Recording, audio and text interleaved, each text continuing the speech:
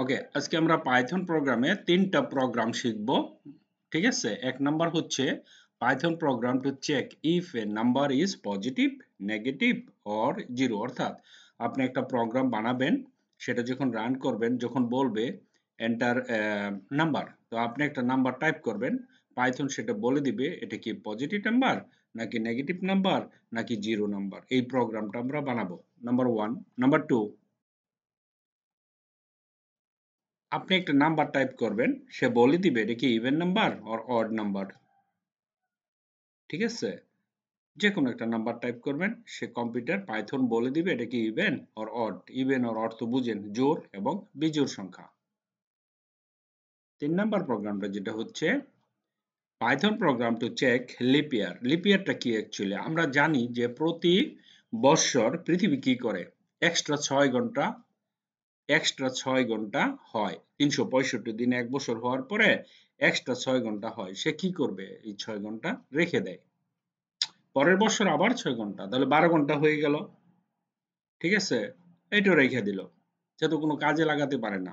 পরের বছর দেখা যাচ্ছে আরো 6 ঘন্টা, তাহলে 318 ঘন্টা হয়ে গেল না। যখন 4 বছর হয়ে যায় তখন আরো 6 ঘন্টা, তাহলে 24 ঘন্টা। এখন পৃথিবী বলতেছে হ্যাঁ, এইবার কাজে লাগানো যায়, কারণ আমরা জানি 24 ঘন্টায় একদিন। সে কি করে, একটা দিন বাড়িয়ে দেয়। আর পৃথিবীর মধ্যে সবচেয়ে কম দিনের মাস হলো ফেব্রুয়ারি মাস, 28শে ফেব্রুয়ারি।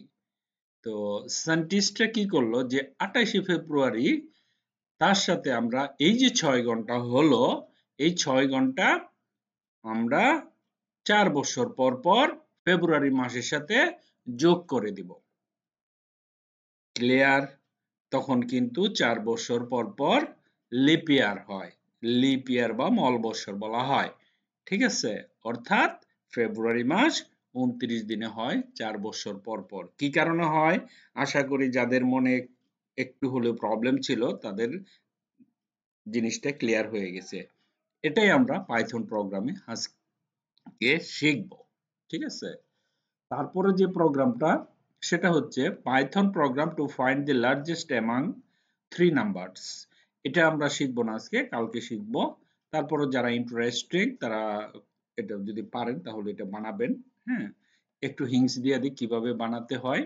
নাম্বার ওয়ান, ইন্টিজার নিবেন এটা, তারপরে if number one greater than এত এত এত এরকম লিখে যদি সম্ভব হয় করেন, আমি কালকে এটা বুঝিয়ে দিব। ঠিক আছে, আজকে এমনি ভিডিও বড় হয়ে যাবে, তাই আমরা 1 2 3 এই তিনটা, এক নাম্বার প্রোগ্রামটা নিচ্ছি, প্রোগ্রাম 1।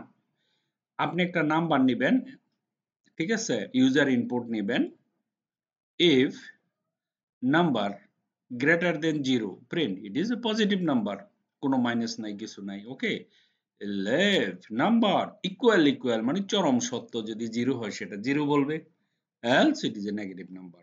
দেখেন আমি রান দিচ্ছি, আমি এখানে একটা নাম্বার টাইপ করলাম, যেমন মনে করেন আমি নাম্বার টাইপ করলাম 10, অবভিয়াসলি সে বলবে it is a positive number. আমি একটা 0 টাইপ করলাম, অবভিয়াসলি সে বলবে ইট ইজ নেগেটিভ নাম্বার। আমি রান করে নেই, এখানে 0 দিলাম, 0 দেওয়ার পরে সে কি বলতেছে ইট ইজ 0। ওকে, তারপর আবার এটাকে রান করি, তারপরে বললাম ধরুন আমি নিলাম -40, এন্টার দিলাম, সে বলবে it is a negative number. আমরা জানি মাইনাস হলে নেগেটিভ নাম্বার, 0 তো 0ই। ঠিক আছে, তাহলে এক নম্বর প্রোগ্রামটা আমরা কমপ্লিট করে কি করছি, এখানে বাস নাম্বার একটা ভেরিয়েবল নিছি, ইফ এলস ইউজ করছি, দ্যাটস ইট। প্রোগ্রাম 2, আমাদের 2 নম্বর প্রোগ্রামটা কি ছিল, even and odd. Okay, number নিলাম, এটা নরমাল।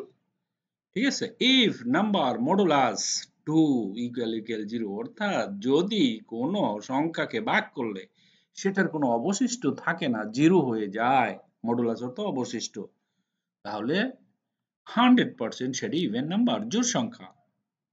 কোন সংখ্যাকে ভাগ করিলে যদি তাহার কোনো অবশিষ্ট থাকে না, যদি মিলে যায়, তাহলে সেটা হচ্ছে ইভেন নাম্বার বা জোড় নাম্বার। এলস অন্যথায় যদি অবশিষ্ট থাকে তাহলে আমরা তাকে বলবো বিজোড় সংখ্যা, অড নাম্বার। দেখেন আমরা এটাকে রান করলাম প্রোগ্রামটা, ধরেন আমরা এখানে দিলাম এখন আমি এখানে যদি 20 টাইপ করি obviously সে বলবে this is even number। যদি আমরা টাইপ করি 11 obviously সরি রান দিয়ে নিয়ে আগে রান করার পরে আমরা যদি 11 টাইপ করি তাহলে কত আসবে? it is a odd number। আশা করি বুঝে গেছেন। তারপরে হচ্ছে গিয়ে আমাদের 3 নাম্বার প্রোগ্রামে বলছে Python program to be check leap year. Okay, এটা একটু কঠিন, আর যারা পারেন তাদের কাছে কঠিন না, আরো সহজ। তারপরও আমি বুঝিয়ে দিচ্ছি, আপনারা দেখেন। 3 নাম্বার প্রোগ্রামটা আমরা একটু কঠিন হতে পারে। ইয়ার একটা ভেরিয়েবল নেবেন, ইউজার ইনপুট, এটুক সবাই জানে, সবাই বুঝে। ইফ ইয়ার মডুলাস 400 ইকুয়াল 0, 4 বছর, ঠিক আছে, যদি এটা 0 ধরা হয় and year modulus 100 is equal to 0, print it is a leap year। অর্থাৎ মানে কোনো অবশিষ্ট যদি লাস্টে না থাকে, 3 বছর হয়ে গেল, 4 বছরের মাথায় 24 হয়ে যায়, 24 হওয়ার পরে এক বছর যোগ একদিন, 4 বছর কমপ্লিট, 424, একদিন যখন যোগ হয় তখন তো সবই জিরো থাকবে, তাই না? lives if for year is equal to 0 and year এত is equal to not 0, এটা তো আপনারা জানেন, exclamatory equal মানে not 0, it is live year। যদি 0 না হয়, 4 বছর হয়ে গেলে, 4 বছর হয়ে গেলে যদি 0 না হয়, তার মানে আমার কিছু অবশিষ্ট থাকবে। 4 বছর হয়ে গেলে কত থাকবে অবশিষ্ট? 6 6 6 6, কত হলো? 24।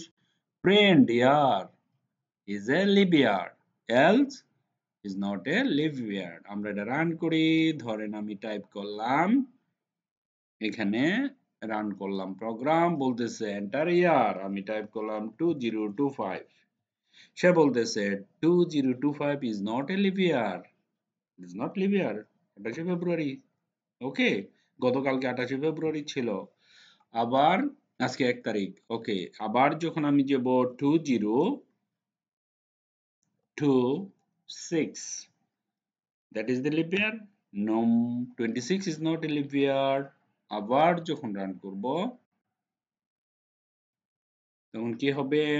এবার দিব 20227, 2027 is not a leap year, ইয়ার 3 বছর, তারপরে লাস্ট, এটা যদি না হয় তাহলে আমাদের প্রোগ্রাম ভুল। এটাও যদি বলে 2028 is not a leap year, তাহলে আমাদের প্রোগ্রামে ভুল আছে, চেক করতে হবে। আমরা টাইপ করি 2028, যখনই এন্টার দিব, wow, 2028 is a leap year। আগে বলছে নট লিপ ইয়ার, এবার বলতেছে লিপ ইয়ার। ওকে, লিপ ইয়ার হচ্ছে 2028। ওকে, সো ওকে, আপনি মোবাইলের ছবি উঠাচ্ছেন কেন? এটা না দেখে করতে হবে, দরকার নাই স্ক্রিনশটের। হ্যাঁ, নো, আপনি এটা, আমি তো বুঝাই দিলাম, নিজের মন থেকে বানাবেন। আবার ছবি উঠাচ্ছে, ছবি উঠাবেন না, ঠিক আছে? আপনি, আমি পুরো ফাইলটাই দিয়ে দিব, সমস্যা নাই। তো সবই দিচ্ছি, আপনারা যদি আমার কাছে কিছু চান, আমি কি কোনোদিন না করি? যা মনে চায়, যে যাই হচ্ছে সব আপনাদের সামনে, যে চায় তাকে আমি দিয়ে দিই, পুরো র ফাইল সহ, ঠিক আছে? আপনি শিখেন, আমি চাই। ওকে, আচ্ছা উঠান, সমস্যা নাই, নো প্রবলেম। ওকে, তারপরও এটা শিখেন, হ্যাঁ, ইম্পর্টেন্ট। 3টা, প্রতিদিন আমরা 3টা করে প্রোগ্রাম যদি শিখি, আমাদের এক টার্গেট 100 প্রোগ্রাম, 100 প্রোগ্রাম শিখতে আমাদের মাত্র 1টা মাস লাগবে। সুতরাং 1 মাসে আপনার পাইথনের মোটামুটি কমপ্লিট হয়ে যাবে। আরেকটি কথা, যারা সরকারি সার্টিফিকেটের জন্য পরীক্ষা দিবেন, তারা এমন কিছু মনে করার কোনো কারণ নেই, আমরা তো পরীক্ষা দিবই, তাহলে এগুলি শিখবো কেন? আরে ভাই, ওইটা আরেক জিনিস, ওটা হলো আপনার একাডেমিক্যাল, ওটা একটা সার্টিফিকেট, গভর্নমেন্টের প্রুফড, আপনি কম্পিউটার জানেন, সেটা তো লাগবে।